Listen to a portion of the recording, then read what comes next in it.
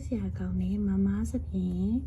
အုတ်ထုပ်လေးထိုးပြပေးမယ်ပေါ့နော်ဒါလေးကမမင့်သားလေးစောင်းထားတဲ့ပုံလည်းမမင့်တင်ပေးထားတယ်ဒါက0 to စစ်မှန်ဆိုင်ရတယ်စစ်မှန်to 1 year ဆိုင်လေးရတယ်ပေါ့နော်ဒါဆွဲကျဲသေးမလို့ဒါကလွယ်ပါတယ်နော်အဆိုင်ကိုမင်းကဒီမှာ 3.5 နဲ့ 3.5 နဲ့ထိုးပြပေးမယ်ချီကသပင်အယောင်ကိုဒီလိုအညူရောင်လဲသုံးလို့ရတယ်ဒါမှမဟုတ်ရင်မင်းပုံမှာပြထားသလိုအနက်ရောင်လေးလဲသုံးလို့ရတယ်ပေါ့နော်မင်းကကျတော့ဒီဗီဒီယိုထဲမှာကမမြင်ရမှာဆိုလို့ဒီအညူရောင်လေးနဲ့သုံးပြပေးမယ်အရင်ဆုံးသူက matching လုပ်မယ်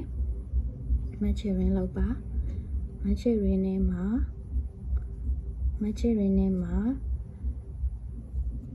chain 3ကတက်မယ်ဖုန်မီ3ကတက်မယ်ပြီးရင်တိုင်ရှည်လေး12တိုင် matching နဲ့မှာထိုးမယ်เนาะတိုင်ရှည်ဆိုတော့နှစ်ခုယူနောက်ကနှစ်ခုကိုဖြုတ်ဒီတိုင်းလေးတိုင်ရှည်12တိုင်ထိုးမယ်เนาะကိုဆွဲလိုက်မယ်ဆွဲပြီးရင်ပထမထိုးခဲ့တဲ့အပေါက်မှာသွားပြီးတော့ဆက်မယ်เนาะရက်ခွန်းနဲ့ပြီးရင်ဒီမှာလာတော့မယ်ဒီနေရာလေးကိုတေချာကြည့်ပေးเนาะဒါနောက်ပိုင်းထိုးတခြား line တွေလည်းဒီလိုပတန်လေးပဲသွားမှာမလို့ chain 3ကတက်မယ်ပြီးရင်ဒီမှာကဒီလိုစပင်လေးဒီလိုမျိုးစပင်အကွေးလေးလုပ်ဖို့အတွက်ပေါ့နော် chain 3ကတက်ပြီးရင်ဒီမှာ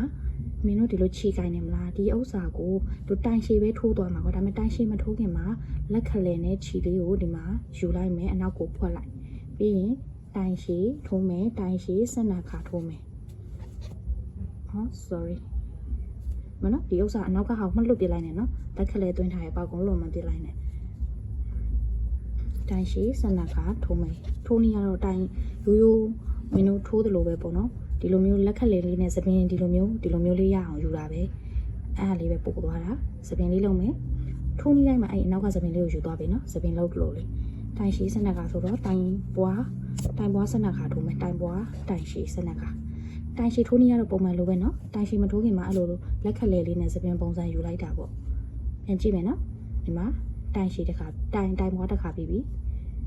လက်ခလဲလေးနဲ့ချီကိုယူမယ်ဒီမှာဖိတာနောက်ကဒီလိုဖိတာပြီနော်ဖိတာပြီးရင်ရိုးတိုင်ရှည်ထိုးသလိုပဲထိုးသွားမယ်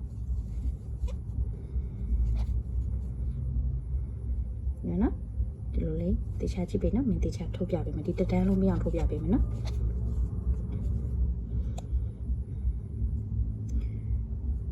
ဒီလိုလေး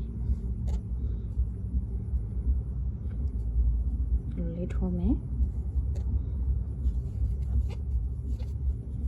ဒီမနော်တခြားကြည့်နော်အမြဲတမ်းတိုင်ရှည်ထိုးတော့မှဆိုရင်ဒီစပင်းဒီလိုမျိုးကြည့်ဒီလိုမျိုးစပင်းလေးရမှာနောက်မှာ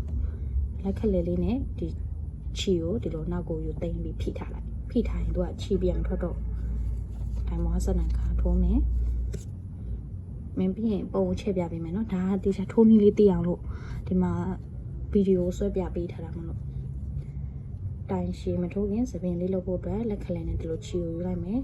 တိုင်ရှည်ရစ်မယ်တိုင်ရှည်တိုင်မွားဆက်နာခါထိုးမယ်တိုင်ရှည်မထိုးခင်လက်ခလဲနဲ့ဒီမှာရစ်မယ်တိုင်ရှည်ပုံမှန်ထိုးသလိုပဲထိုးသွားမယ်မင်းနော်ဒီလိုလေးရမယ်ဒီလိုလေးရမယ်နော်အနောက်ကဒီမှာစပင်နေရာလေးဒီလိုလေးနောက်ပိုင်းထိုးရင်းနဲ့သူ့ဟာသူလက်ကလေးအစင်ပြေသွားလိုက်မယ်တိလားအစာပိုင်းထိုးရင်တော့အဲ့လိုမျိုးချီကိုဒီလိုမျိုးယူတဲ့နေရာမှာနည်းနည်းခက်လိုက်မယ်ဒီလိုလေးယူမယ်နော်အမြဲတမ်းထိုးတဲ့နေရာတိုင်းမှာအဲ့လိုမျိုးလေးတွေယူသွားမယ်နော်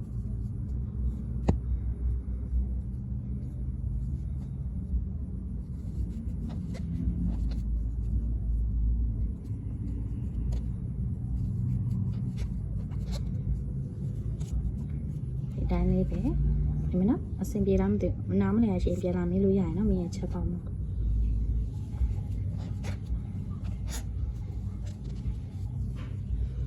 ချီလေးရောဖွားလေးပဲကြိုင်ပေးတယ်ဒီလိုမျိုးချီရစ်ပြီးတော့ဖွားလေးပဲကြိုင်ပေးဘာလို့ဆိုဒီလက်ခလေးရဒီလိုနောက်ကိုယူစပင်းလေးရယူမှာမလို့လေ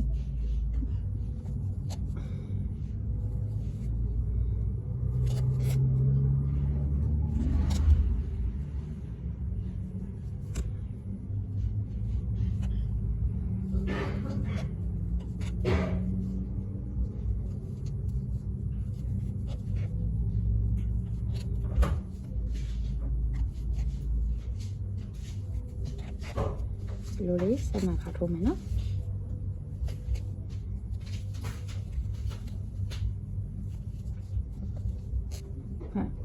တိုင်ချီထိုးတဲ့နေရာတိုင်းမှာအဲ့စပင်းလေးကလောက်သွားပြီနော်ပြင်မယ်နောက်ကိုပြမယ်ဒီတိုင်းလေးထိုးနေတိုင်းမယ်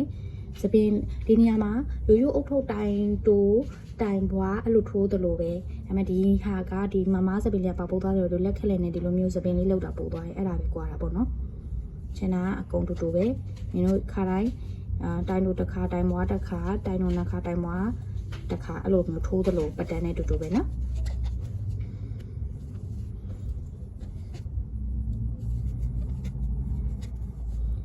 မှာနောက်ဆုံးနေ့စနက်ခါထိုးပေးပြီဆိုလို့ရှိရင်ပထမဒီအပေါက်လေးမှာရှက်ခွန်နဲ့ဆက်လိုက်မယ်ချင်း3ခါတက်မယ်ဒီမှာတော့အနောက်မှာဒီလိုလေးဖြစ်မယ်အနောက်မှာဒီမှာဒီလိုစပင်လေးကွာ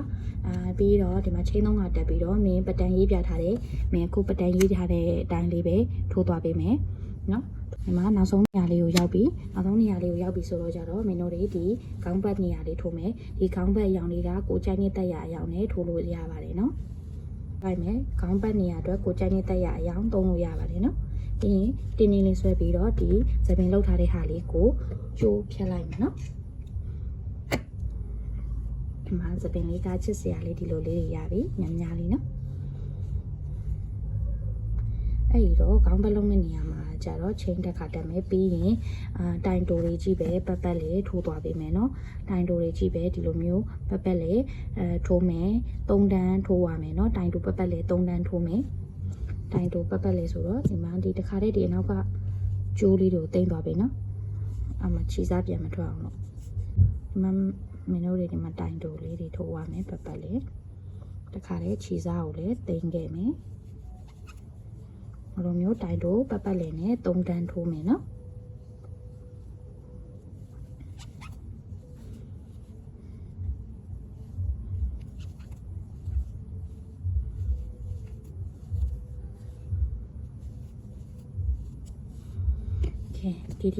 ဒီလိုမျိုးပဲတိုင်တိုလေးတွေပတ်ပတ်လေးထိုးမယ်3တန်းထိုးမယ်နော်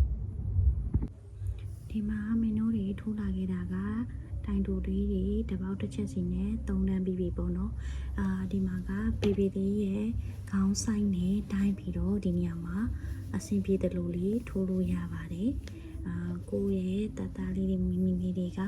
ဒီအစွပ်လေးနဲ့ကြီးနေသေးရဆိုလို့ရှိရင်တိုင်လို့တွေကြီးပဲပတ်ပတ်လေးကိုထိုးပြီးတော့အတိုးလျှော့လေးကိုအဆင်ပြေတယ်လို့ထိုးသွားလို့ရပါတယ်နော်ဒီမှာဆိုရင်တော့မင်းကဒါလေးကပြီးပြီမလို့ခြေလေးဖြတ်ပြီးတော့ဒီအုပ်ထုပ်လေးကတော့ပြီးပါပြီနော်အရန်လေးလွယ်ပြီးတော့မြန်ပါတယ်ကြည့်မြင်ဆိုရင်တော့ဒီသပင်ကောက်ကောက်လေးတွေခက်မှန်မှန်နဲ့ဒီဟာလေးတွေကိုထိုးကြည့်ကြတော့တကယ်လွယ်ပါတယ်နော်လိုက်ထိုးကြည့်ပေးပါဦးရှင်